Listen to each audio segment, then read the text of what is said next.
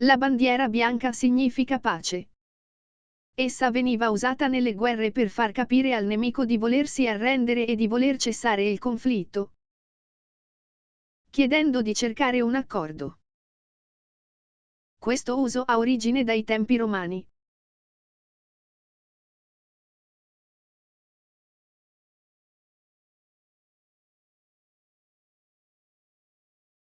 Durante un assedio ai Romani che volendosi arrendere, utilizzarono un ramo di ulivo con benda bianca e la alzarono in segno di cessazione della guerra.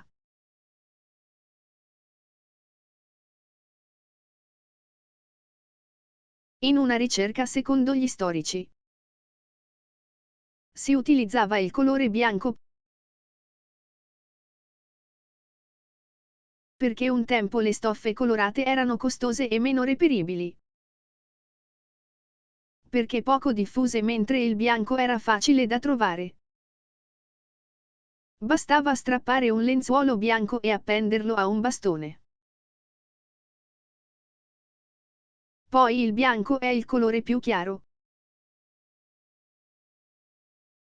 rispetto ai vessilli delle varie casate che erano colorati e non si vedevano bene in confronto al bianco che era più distinguibile. La matita già esiste da tempo, ma nel 1890 un'azienda americana ha diffuso una nuova matita dal nome Koh-i-Noor,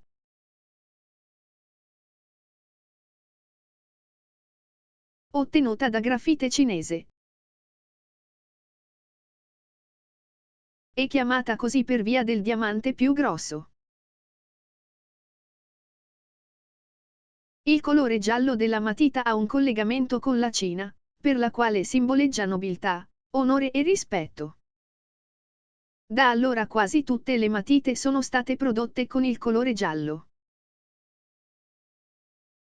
Il tavolo da biliardo è verde. Il motivo risale al XIV secolo, il gioco non era da tavolo e veniva praticato all'aperto sull'erba, somigliando molto al croquet, gioco simile al golf. Dopo la nobiltà francese e inglese decise di spostare il gioco al tavolo per via del brutto tempo e delle sommosse popolari, dunque da allora viene praticato da tavolo e al chiuso. Usare anche il verde per il tavolo richiamava il nostalgico ricordo del passato e diventò consueto.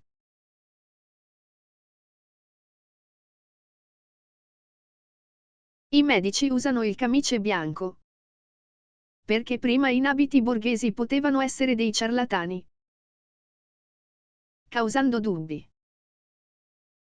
Dunque dal 1900 il camice diventa obbligatorio. Ma perché proprio il bianco e non utilizzare altri colori? Perché il bianco significa autorevolezza e pulizia. Dal 1950 gli infermieri e i chirurgi abbandonarono il bianco usando il verde, perché sporcandosi facilmente di sangue col verde, le macchie sono più semplici da togliere in confronto al bianco. Inoltre durante le operazioni chirurgiche, con il contrasto rosso del sangue, il bianco può dare fastidio agli occhi mentre il verde non provoca contrasto. Perché la palla da tennis è di colore giallo. Il motivo è legato al fatto che una volta i televisori erano in bianco e nero. Poi finalmente con l'introduzione della TV a colori, gli spettatori in TV però avrebbero avuto problemi a distinguere bene il movimento della palla a colori diversi. Da qui il regolamento che approva le palline bianche o gialle, queste ultime sono più utilizzate, così durante la partita si può seguire chiaramente il movimento della palla. L'azzurro è per il maschio, rosa per la femmina, ma non è sempre stato così. una volta maschio o femmina i neonati venivano avvolti negli stessi panni bianchi, poi nel 1850 vengono introdotti i vestiti azzurri e rosa, non per la suddivisione, ma perché si pensava che il rosa fosse adatto ai neonati con i capelli e la pelle scura, mentre l'azzurro per quelli con la pelle chiara, occhi azzurri e capelli biondi. Intorno al 1940 le industrie cominciarono a produrre pantaloni e maglie azzurre e vestitini rosa, dando il via alla suddivisione portata avanti fino ad ora. Essere al verde è un modo di dire per affermare di non avere soldi. Questa frase deriva da due storie. Le persone avevano l'abitudine di dipingere il fondo della candela di verde, così quando si intravedeva il verde significava che la candela era consumata, inutilizzabile e si doveva buttare via. Mentre a Firenze nelle aste pubbliche, durante le offerte si usava una candela tinta di verde all'estremità inferiore, utile come segnatempo. Una volta raggiunto il verde, il tempo era scaduto, e non potevano più fare offerte di denaro e l'asta veniva chiusa. Nei fast food i loghi come McDonald's, Burger King, KFC, i colori principali sono quasi sempre rosso e giallo. Questo perché il rosso e il giallo catturano subito l'attenzione, e stimolano l'appetito invogliando a mangiare velocemente. Mentre se i loghi fossero blu e verde indurrebbero a rilassarsi e a rallentare, dunque a non comprare nulla. Per questo motivo vengono usati il rosso e il giallo, utili per attirare l'attenzione. L'arbitro è rappresentato dalle strisce bianche e nere. Questi colori derivano dal 1920, quando Lloyd Olds, mentre arbitrava una partita di football americano in Arizona,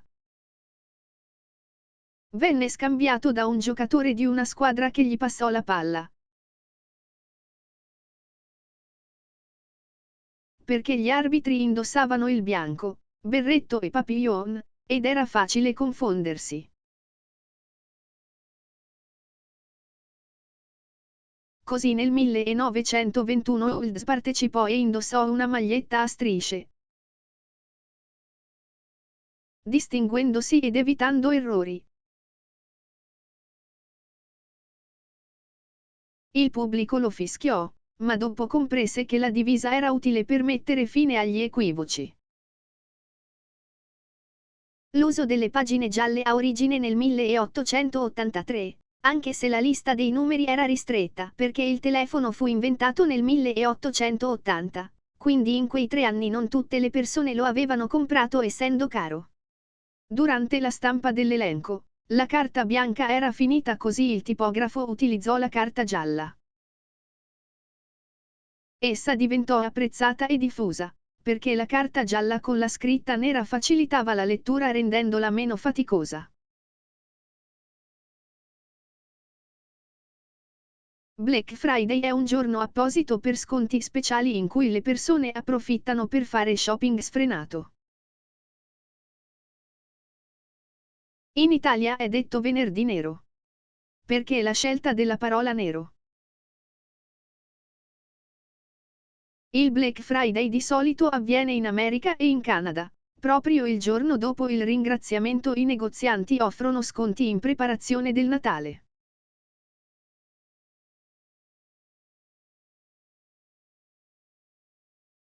Una volta il registro contabile si compilava a penna. Non c'era il computer, quindi si usavano due tipi di penne. Il colore rosso per registrare le perdite, il nero per i conti in positivo. E per via degli sconti e degli acquisti numerosi delle persone, i conti finivano decisamente in nero. Per questo è detto Black Friday.